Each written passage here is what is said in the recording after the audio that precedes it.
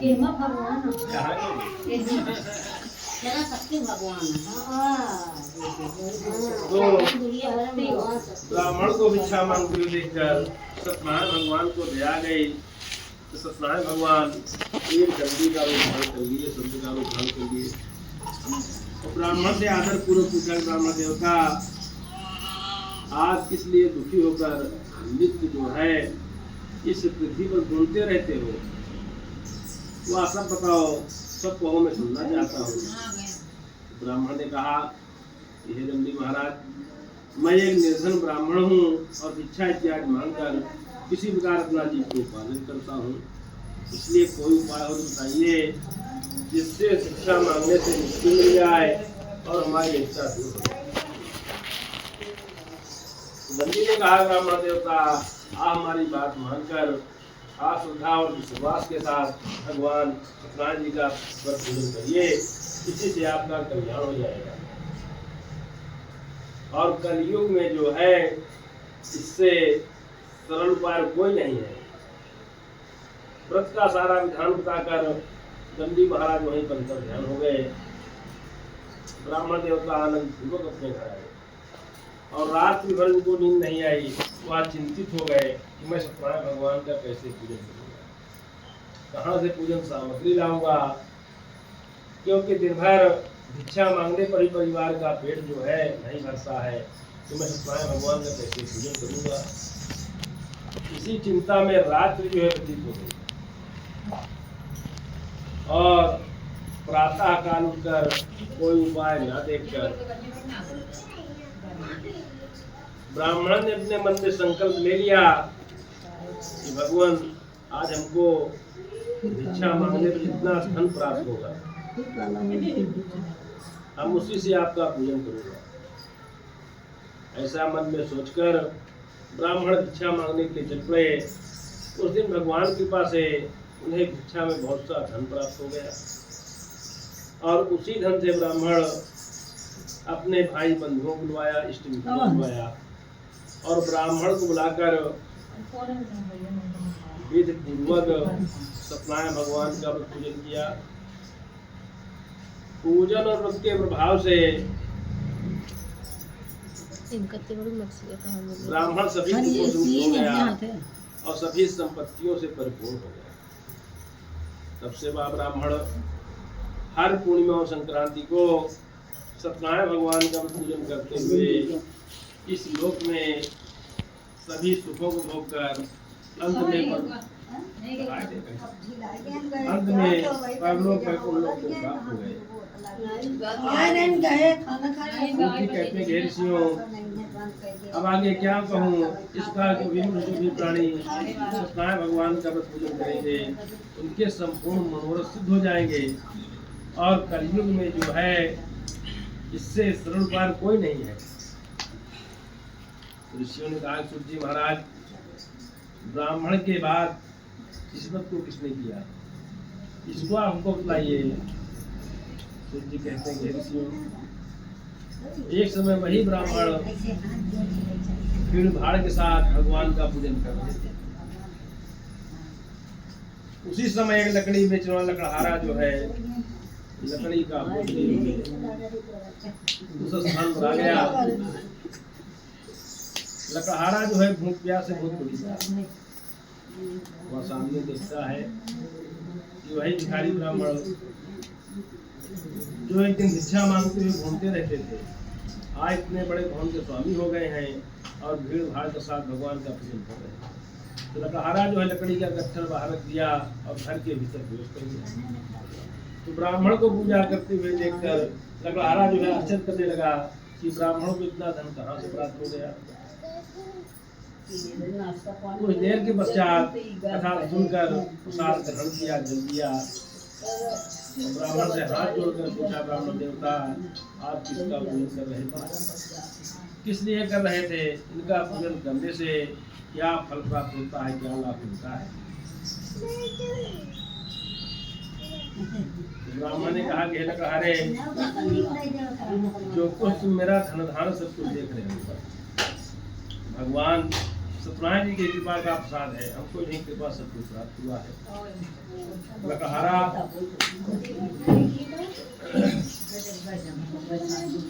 ब्राह्मण से हाथ जोड़कर कहा, ब्राह्मण देवता आप हमको इस व्रत का विधान बता दीजिए। मैं भी इस व्रत को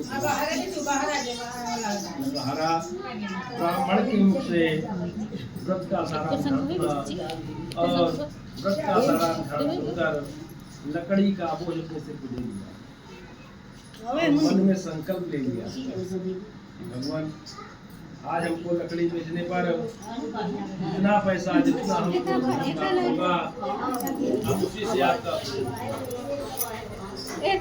ऐसा मन में सोचकर लकहरा जो है लकड़ी का बोझ लेकर के चल पड़ा और लकड़ी का बोझ लिए हुए वह ऐसे स्थान पर गया जहाँ पर कई लोग रहते हैं। जाते हुए लकड़ी का दूल्हा था, उसके पश्चात लकहरे ने बढ़िया प्रसन्नता से पक्के पक्के केले का फल, शक्कर, घी, दूध, गेहूं का आटा सब बाजार से और घर में ब्राह्मण को बुलाया, अपने भाई बंधुओं को बुलाया और सत्यनारायण भगवान का पूजन और के प्रभाव से लकहरा जो है सभी हो गया और सभी संपत्तियों ने तब से वाला लकहरा हर पूर्णिमा और संक्रांति को सत्यनारायण भगवान का पूजन करते हुए इस लोक में सभी सुखों को भोगकर अंत में परलोक वैकुंठ लोक को प्राप्त हो गए। सूर्य जी कहते हैं कि हे ऋषियों, इसका जो भी मनुष्य भगवान का पूजन करेंगे उनके संपूर्ण मनोरथ सिद्ध हो जाएंगे और कलयुग में जो है इससे सरल उपाय कोई नहीं है। तो ये स्कंद पुराण रेवा खंडे श्री सत्यनारायण कथायाम द्वितीयोध्यायः। बोलो वृंदावन बिहारी लाल की जय।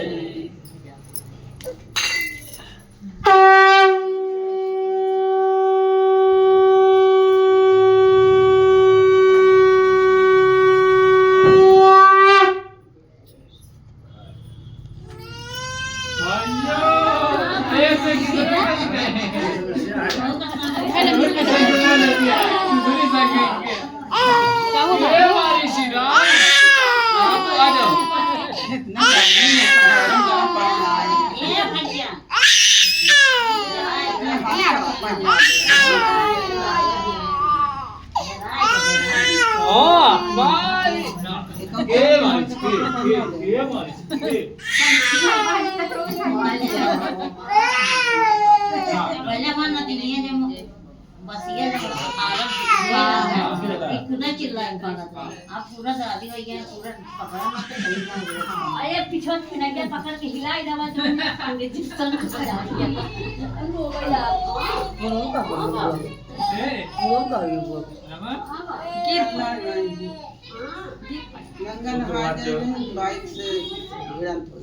सूर्य कहते हैं ऋषियों ये पकड़े नहीं रहेगी, पकड़े नहीं रहेगी पलट। अच्छा तनिक पंडित जी रुक जाओ। पंडित जी कहाँ है आप? नहीं अपना बताओ।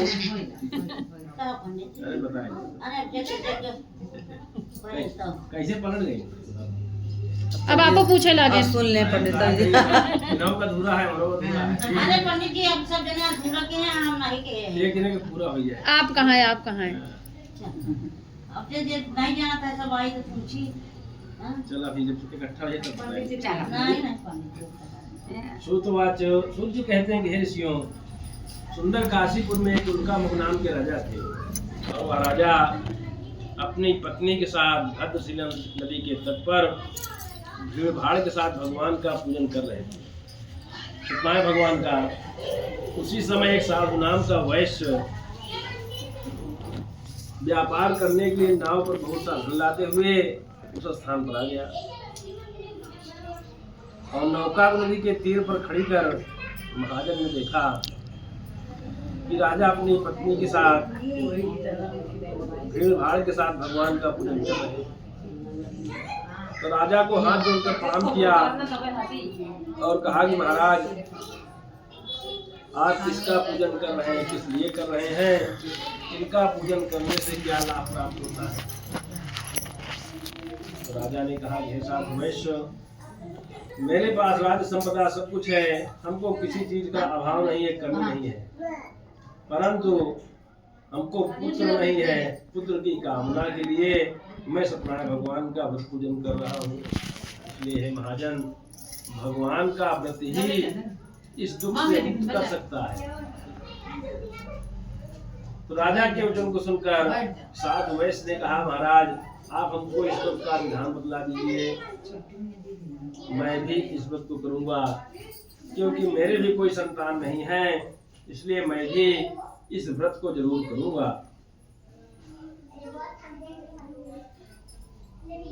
तो राजा से साधु वैश्य ने व्रत का सारा विधान सुना और व्रत का सारा विधान सुनकर आनंद पूर्वक अपने घर आ गए। और घर पर आकर साधु वैश्य ने अपनी पत्नी लीलावती नाम उनकी पत्नी थी, अपनी पत्नी से कहा, हे देवी, अब चिंता करने की कोई बात नहीं है, मैं संतान देने वाला एक मैं उनका महाराजा के मुख से सुनकर उस व्रत को मैं जरूर करूंगा।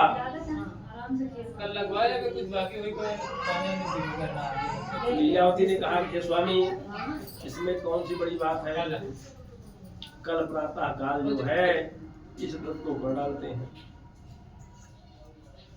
तो साधु वैश्य ने कहा, अभी व्यर्थ में क्यों धन नष्ट करोगी, जब संतान होगा तब पूजन किया जाएगा। तो पत्नी ने कहा, क्या संतान से बढ़कर धन मूल्यवान है। तो साधु वैश्य ने उत्तर दिया, टका धर्मा टका कर्मः टका ही परम तपः यस्य के टका नास्ति हा टका। इस प्रकार साधु वैश्य का उत्तर सुनकर भगवान के प्रसाद सेवा करती होगी।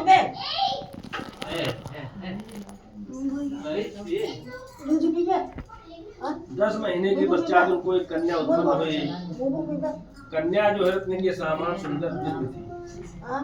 वह दिन दिन इस प्रकार बनने लगी जैसे शुक्ल पक्ष का चंद्रमा बढ़ता है, और नित्य प्रति कला कला पढ़ने से उसका नाम कलावती रख दिया गया। एक दिन लीलावती अपने पद से मधुर वचन में कहा कि हे स्वामी, आपने संकल्प लिया था कि संतान होने के बाद पंडित जी सत्यनारायण भगवान का पूजन करूंगा, क्या उसको नहीं करोगे। तो साधु वैश्य ने कहा कि हे देवी, कन्या का जन्म होने के बाद हमने बढ़ाव किया, छठी किया, बहुत पैसा बहुत धन खर्च हो गया, अब कन्या के विवाह के समय इस व्रत को मैं जरूर करूंगा। ऐसा अपनी पत्नी से कहकर महाजन व्यापार करने के लिए चले गए। इधर कलावती कन्या जो है कला कला बढ़ते हुए अल्पकाल में बहुत जल्दी पिता के घर में सयानी हो गई। एक दिन सखियों के साथ घूमते हुए नगर में कलावती कन्या को देखा और अपने मन में विचार कर लिया कि अब कलावती कन्या बड़ी हो गई है, सयानी हो गई है, इसलिए इसका विवाह कर देना चाहिए। ऐसा मन में विचार कर अपने दूतों को और सिपाहियों को आदेश दे दिया कि जाओ कलावती कन्या के लिए अच्छा सा अच्छा वर ढूंढ कर ले आओ। दूत लोग जो है कांचनपुर नाम नगर को जाते हैं और वहां पर एक वैश्य पुत्र को देखते हैं जो सुंदर शिक्षित था, संस्कारी था।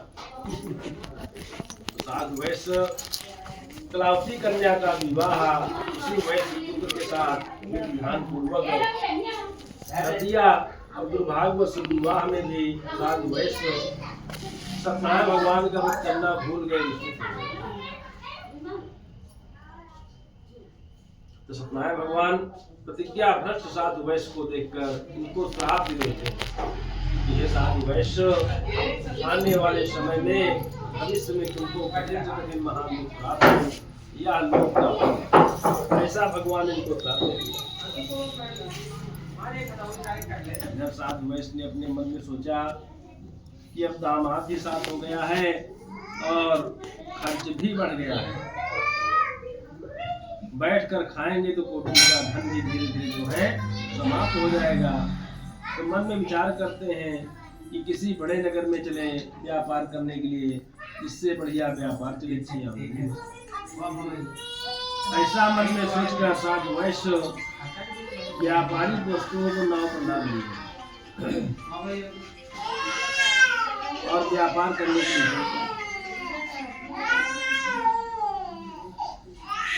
चलते चलते साधु वैश्य रत्नसारपुर नामक नगर में पहुंच गए और सागर के समीप नौका खड़ी कर अपने दामाद के साथ वहीं पर व्यापार करने लगे। वहां के राजा चंद्रकेत नाम के राजा थे, उन्हीं के राज में अपना व्यापार करने लगे। भगवान ने माया की रचना कर दिया, लेकिन जो बदमाश राजा के महल से धन की गठरी चोरी करके भागते हैं। बदमाशों के पीछे राजा के सिपाही भी लग जाते हैं।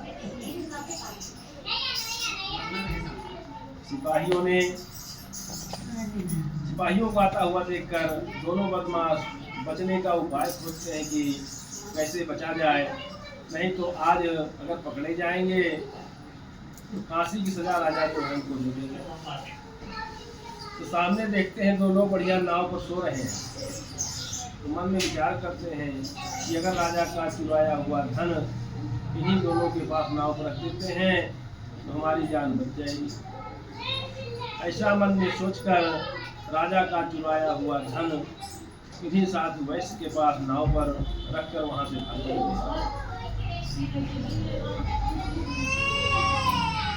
राजा के सिपाही दौड़ते हुए आते हैं और देखते हैं राजा का चुराया हुआ समस्त धन जो है इनको उठाते हैं और कहते हैं बताओ अभी अभी जो है चोरी करके चले आ रहे हो और सोने का नाटक कर रहे हो, स्वागत है। साधु वैश्य ने कहा कि हम कोई चोर उचक्के बदमाश नहीं है, हम तो व्यापारी हैं, व्यापार करने के लिए आए हैं। सिपाहियों ने कहा तुम हमारी आंखों के सामने चोरी करके चले आ रहे हो और कह रहे हो व्यापारी। अब आप जो है राजा के पास चलिए, वही आपके विषय में निर्णय करेंगे। जितने सिपाही थे बहुत पसंद हुए और पसंद होकर उत्साहित होकर राजा के पास लेकर के चले। सिपाहियों ने मन में सोचा कि हमने बदमाशों को रंगना है, आज हमको राजा से पुरस्कार मिल जाएगा, इनाम मिल जाएगा। ऐसा सोचकर प्रसन्न चित्त मन से राजा के पास ले आए और राजा से कहा कि महाराज यही दोनों बदमाश थे जो आपके महल से धन की गठरी लेकर भागे हुए। अब इनके लिए आपका क्या आदेश है?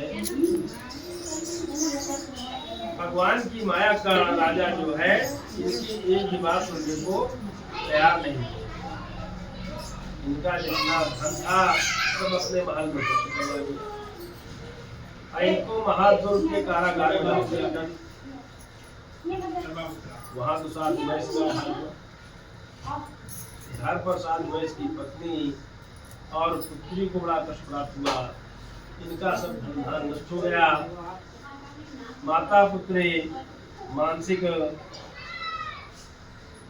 शारीरिक कष्ट से पीड़ित हो गई, भूख और प्यास से तड़पने लगी और अंत में कलावती कन्या जो है घर घर भिक्षाटन करती। रास्ता माया की कलावती कन्या एक ब्राह्मण के घर भिक्षा मांगने के लिए जाती है।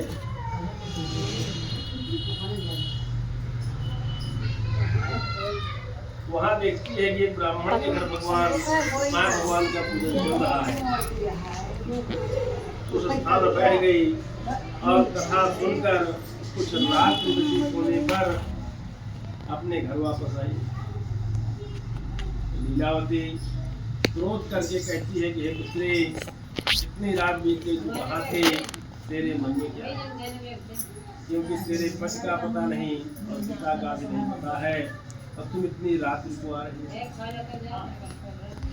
कलावती ने कहा कि हे माता जी, मैं बिल्कुल सत्य कह रही हूँ। मैं एक ब्राह्मण के घर भिक्षा मांगने के लिए गई थी। वहाँ पर हमने देखा कि सत्यनारायण भगवान का पूजन चल रहा है। उस स्थान में बैठ गई और कथा सुनकर प्रसाद ग्रहण करके आ रही हूँ। इस कारण आने में विलम्ब हो गया, अर्थात रात्रि का समय हो गया। जब लीलावती ने इस प्रकार कलावती के मुख सुना तो अपनी पुत्री कलावती से कहा कि हे पुत्री, तू पूजन की सामग्री की व्यवस्था करो, हम लोग कल प्रातः काल जो है सत्यनारायण भगवान का पूजन करेंगे। तो लीलावती और कलावती ने सत्यनारायण भगवान का पूजन किया और भगवान से प्रार्थना किया, भगवान मेरे पति और दामाद शीघ्र घर वापस आ जाएंगे, इसकी आपका मेरे पति और दामाद से जो कुछ अपराध हो गया हो, भगवान उस अपराध को क्षमा कर दीजिए। मैं अपने ईश्वर के अनुसार सामर्थ्य के अनुसार आपका पूजन करूंगी। ऐसा कहकर बारंबार साधु वैश्य ने सत्यनारायण भगवान से क्षमा प्रार्थना किया। तो पूजन और प्रार्थना से सत्यनारायण भगवान सुन जाते हैं और प्रसन्न होकर राजा को स्वप्न दिलाते हैं कि हे राजन, प्रातः काल उन दोनों महाजनों को कारागार से मुक्त कर दो और जो कुछ उन दोनों का आपने धन छीन लिया है वह उन्हें वापस कर दो। यदि आप ऐसा नहीं करोगे तो आपको आपके राज्य पुत्र धन सहित नष्ट कर दूंगा। ऐसा स्वप्न दिला करके भगवान अंदर ध्यान हो गए। राजा जो है स्वप्न देखकर घबरा गए, रात्रि भर बहुत चिंतित रहे। प्रातः काल उठकर अपनी सभा बुलवाए, मंत्रियों को बुलवाया,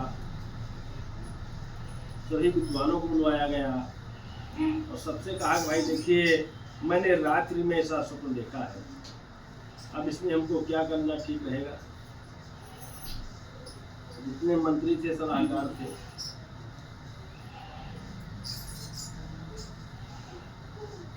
सबने कहा महाराज स्वप्न बिल्कुल सत्य जैसा लग रहा है, आपने स्वप्न जैसा देखा है उसी प्रकार आचरण करना उचित है। अनंतर राजा ने अपने सिपाहियों को आदेश दे दिया